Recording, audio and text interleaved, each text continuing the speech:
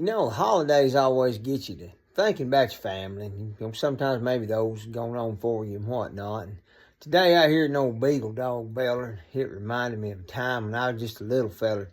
Used to stay up at my granny and pa's house just up the road during the day when mom and daddy was going to work.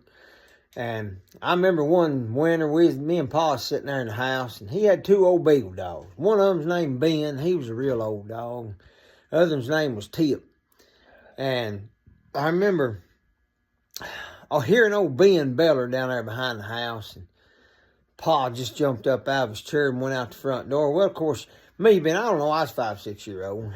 I was right behind him every step he made. He went out the door, and I said, "Where you going, Pa?" And he said, "Shh, listen." He stood there just a second, and he said, "Old Ben's got a rabbit up running." He reached in there, and he got old Shorty off the wall. He'd been a modified 12.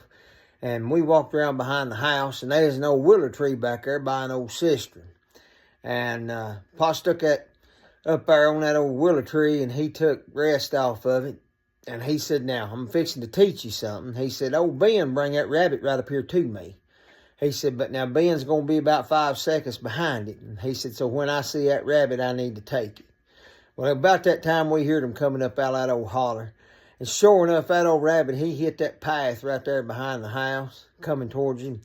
Old Shorty rang down through there, and about 3 seconds later, old Ben come up there, and he picked him up. Now, Ben was a lot more of a runner than he was a retriever. We had to pry it away from him, but boy, that's some of the best rabbit and gravy and biscuits I ever had in my life the next morning.